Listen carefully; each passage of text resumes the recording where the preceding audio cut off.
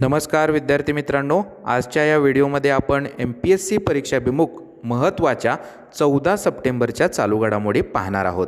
14 September हा दिवस भारतामध्ये हिंदी दिवस म्हणून साजरा केला जातो. तर हे पहा, 14 सप्टेंबर 1949 या तारखेच्या स्मरणार्थ हा दिवस साजरा केला जातो. आता हे पहा, एक गट असा होता ज्यांना हिंदी ही भारताची अधिकृत किंवा राष्ट्रीय भाषा म्हणून घोषित करण्यास विरोध होता त्यांचा, आणि एक गट असा होता त्यांना हिंदीच भारताची नॅशनल लँग्वेज डिक्लेअर करावी असं वाटत होतं. तर या दोन विरोधी गटांच्या वादानंतर एक समिती किंवा एक सूत्र तयार करण्यात आलं. त्याला म्हणतात मुन्शी आणि अय्यंगर सूत्र. तर या सूत्राने काय सांगितलं, हिंदी ही भारताच्या संघराज्य सरकारची अधिकृत भाषा घोषित केली. इंग्रजी 15 वर्षासाठी सहयोगी अधिकृत भाषा असेल, ज्या दरम्यान हिंदीचा औपचारिक शब्दकोश विकसित केला जाईल, आणि अधिकृत अंक म्हणून हिंदू अरबी अंकांचे आंतरराष्ट्रीय स्वरूप.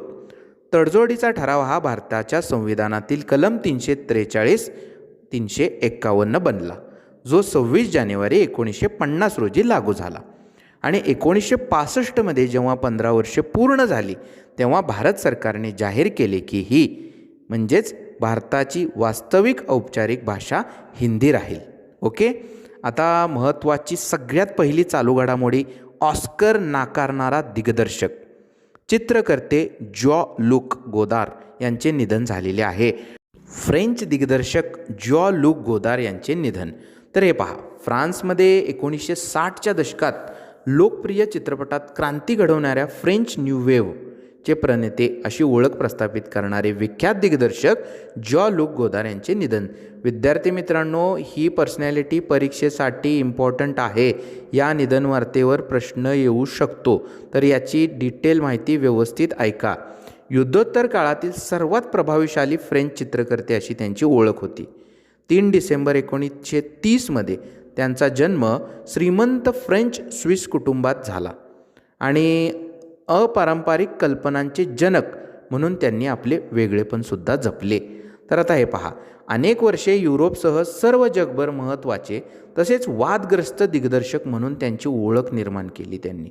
1960 पहिल्या ब्रेथलेस या वैशिष्ट्यपूर्ण चित्रपटाने त्यांनी आपल्या कारकिर्दीस सुरुवात केली.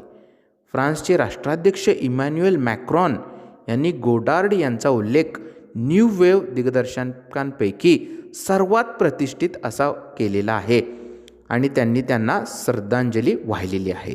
1950च्या दशकात चित्रपट समीक्षक म्हणून सुरुवात केलेल्या गोदार यांनी परंपरेला झुगारून आपली कारकीर्द गाजवली. समीक्षक म्हणून फ्रान्समध्ये फिल्म सोसायटी चळवळीत कार्यरत असणाऱ्या गोदार यांनी 1950 एरिक रोमोर आणि जॅक रिबेट यांच्याबरोबर ल गझेट टू सिनेमा या चित्रपट विषयक नियतकालिकेची स्थापना केली. नियतकालिकासुद्धा यांनी स्थापन केलेली आहे, ल गझेट टू सिनेमा. लक्षात ठेवा, 1950 फ्रेंच न्यू वेव्हबद्दल आपण बोललो, तर त्याबाबत थोडी माहिती घेऊया. हे पहा, दिग्दर्शकाला चित्रपटाचा कर्ता धर्ता मानायला लावणाऱ्या ओतर थिअरीच्या मूळ संकल्पनेतही फ्रान्सवा फोच्या बरोबरीने गोदार यांचा सहभाग होता. तत्कालीन व्यावसायिक फ्रेंच चित्रपटाला या मंडळींनी विरोध केला. त्यांनी इटलीत विरत चाललेल्या नववास्तववाद आणि हॉलिवूड यांच्या प्रभावाला महत्त्व दिले. युफोनचा 400 ब्लूज आणि गोदार यांचा ब्रेथलेस यांनी फ्रेंच न्यू वेव्हची सुरुवात केली. तिचा परिणाम केवळ फ्रान्सपुरता मर्यादित राहिला नाही, तर तो जगातील सिनेमामध्ये उतरला. ओके. आता हे पहा, दुसरी नियुक्ती संदर्भात महत्त्वाची चालू घडामोडी, मुकुल रोहतगी बनणार महाधिवक्ता. मुकुल रोहतगी 1 ऑक्टोबरपासून भारत देशाचे नवे अटर्नी जनरल असणार आहेत, आणि देशाचे 14वे महाधिवक्ता म्हणून मुकुल रोहतगी यांची निवड होणार आहे.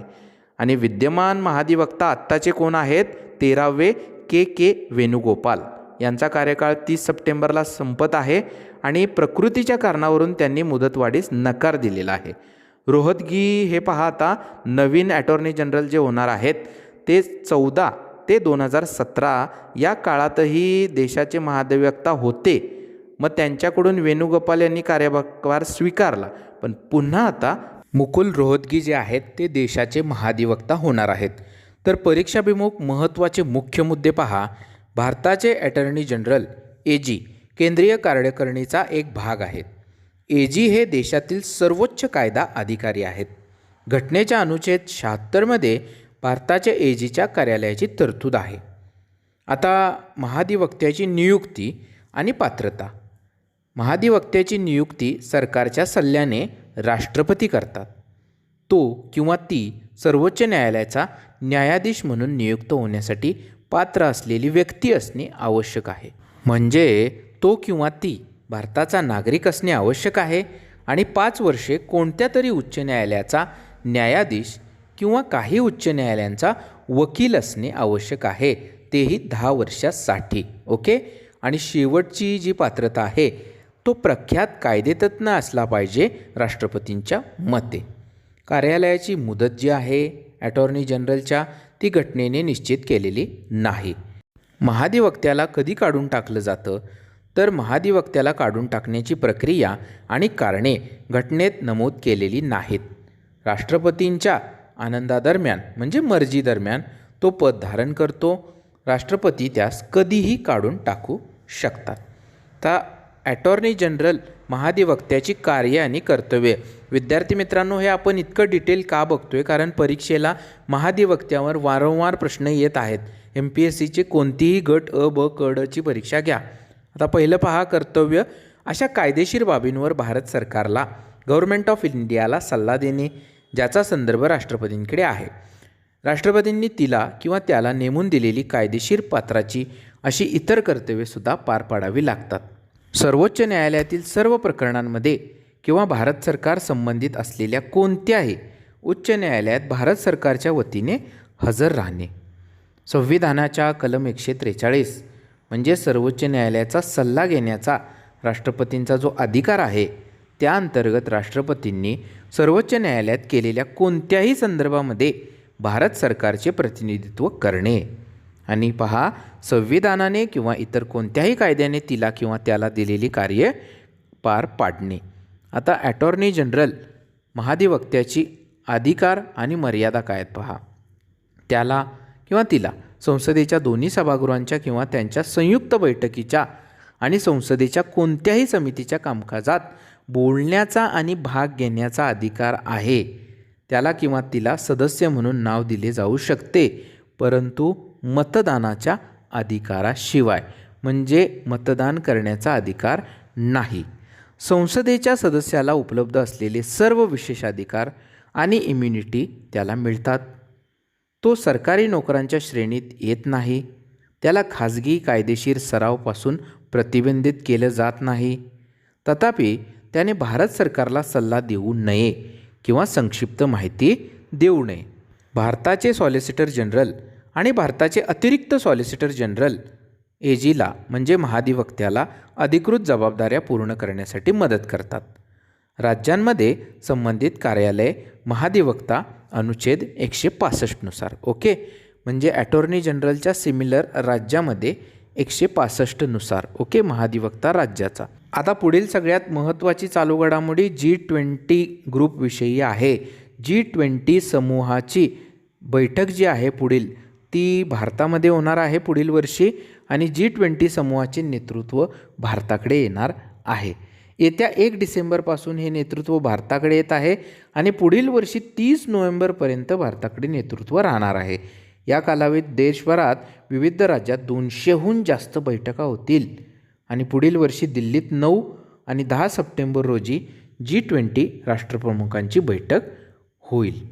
आता समूहाचे सध्या नेतृत्व असलेला आणि तसेच माजी आणि भावी अध्यक्ष अशा 3 देशांचा समावेश असलेल्या ट्रॉयका गटात इंडोनेशिया आणि इटलीसह भारताचा समावेश आहे. भारताच्या अध्यक्षपदाच्या काळात ट्रॉयकामध्ये इंडोनेशियासह ब्राझीलचाही समावेश असेल. ट्रॉयकामध्ये 3 विकसनशील देशांचा एकाच वेळी समावेश होण्याची ही पहिलीच वेळ आहे. अध्यक्ष देशाने पाहुणा देश आणि आंतरराष्ट्रीय संस्थांना बैठकांसाठी तसेच शिखर परिषदांसाठी आमंत्रित करण्याची परंपरा आहे. त्यानुसार संयुक्त राष्ट्रसंघ, आंतरराष्ट्रीय नाणेनिधी यासारख्या संघटना, त्याचप्रमाणे आसियान सारखे देश, यासोबत बांगलादेश, इजिप्त, मॉरिशस आणि नेदरलँड्स, नायजेरिया, ओमान आदी देशांना आमंत्रित केले जाणार आहे. आता मूळ मुद्दा G20 म्हणजे काय? G20 हा 19 देशांचा आणि युरोपियन युनियनचा अनौपचारिक गट आहे, ज्यामध्ये आंतरराष्ट्रीय नाणेनिधी आणि जागतिक बँकेचे प्रतिनिधी आहेत. G20 सदस्यत्वामध्ये जगातील सर्वात मोठ्या प्रगत आणि उद्योन्मुख अर्थव्यवस्थांचे मिश्रण आहे. एकत्रितपणे G20 सदस्य जागतिक GDPच्या 80% जास्त, आंतरराष्ट्रीय व्यापाराच्या 75% आणि जागतिक लोकसंख्येच्या 60% जास्त प्रतिनिधित्व करतात.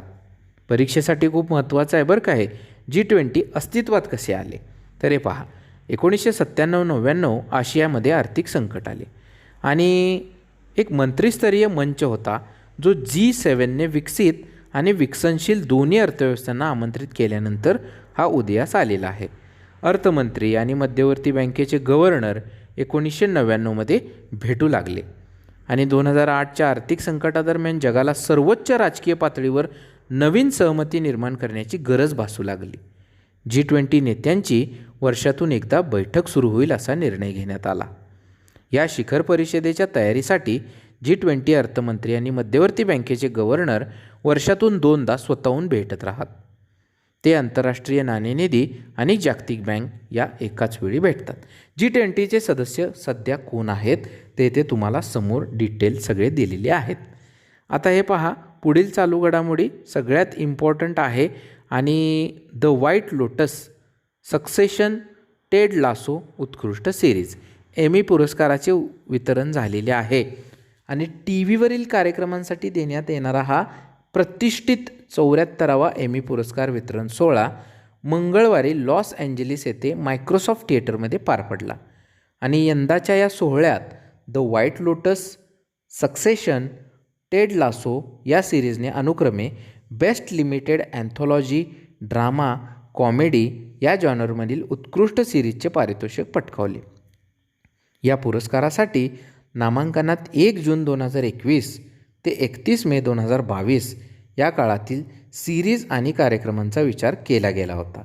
स्क्विड गेम, स्ट्रेंजर थिंग्स, ओझार्क या सिरीजना 14 नामांकने मिळाली होती आणि सक्सेशनला 25 नामांकने मिळाली होती. विजेते पहा, सिरीजचा पुरस्कार मिळालेला आहे द व्हाईट लोटस या सिरीजला, बेस्ट ड्रामा सिरीज सक्सेशन आणि best comedy series Ted lasso. Los Angeles उत्कृष्ट अभिनेत्रीचा एमी पुरस्कार युफोरिया या सिरीजसाठी झेंडेया हिला मिळालेला आहे आणि best actress in a drama series Zendaya Euphoria आणि best actor in a drama series Lee Jung Jae Squid game यासाठी मिळालेला आहे. आणि इथे पुढील सर्व पुरस्कार तुम्हाला दिलेले आहेत. पहा, पुढील चालू घडामोडी विद्यार्थी मित्रांनो हे पहा, डायबिटीज मधुमेह नियंत्रणासाठी 50:20चे सूत्र. ICMRची शिफारस आहारात कार्बोदके म्हणजेच कार्बोहायड्रेट्स आणि प्रथिने प्रोटीन्स प्रमाणात घेण्याचे आव्हान. इंटरनॅशनल डायबेटिक फेडरेशनच्या अहवालानुसार भारतात 2019मध्ये 7.7 कोटी मधुमेही होते आणि ही संख्या 2030पर्यंत 10 कोटींपर्यंत पोहोचण्याची शक्यता आहे. पण मधुमेह किंवा मधुमेह होण्यापूर्वीची स्थितीपासून मुक्ती मिळवण्यासाठी आहारात कार्बोदकांचे प्रमाण 50 ते 55%, तर प्रथिने आणि स्निग्धांश फॅटचे साधारणतः 20% प्रमाण हवे, अशी शिफारस Indian Council of Medical Research ICMRने केलेली आहे. महिला व पुरुषांसाठी ICMRनुसार आहाराचे प्रमाण पहा. मधुमेहापासून दूर राहण्यासाठी महिलांनी पुरुषांच्या तुलनेत 2% कार्बोदके कमी खावे, पुरुषांनी 50 ते 55% कमी खावे, महिलांनी 48 ते 53% आहार कमी करावा. शारीरिकदृष्ट्या कमकुवत असलेल्यांनी सक्षम व्यक्तींपेक्षा कार्बोदकांचे सेवन 4% कमी करावे. ओके. आणि पुढील चालू घडामोडी पहा. व्यापाऱ्यांचा अंदाज, अचानक लावलेल्या कराचा परिणाम होण्याची शक्यता. मोठी न्यूज आलेली आहे. सकाळ वृत्तपत्राला बिगर बासमती तांदळाची निर्यात घडणार. या न्यूजबद्दल तुम्हाला इथे डिटेल सर्व इन्फॉर्मेशन दिलेली आहे. पहा विद्यार्थी मित्रांनो, ही व्यवस्थित पाहून घ्या. आजच्या व्हिडिओमध्ये आपण इथेच थांबूया आणि व्हिडिओला लाईक व चॅनलला सबस्क्राईब मात्र नक्की करा. थँक्यू.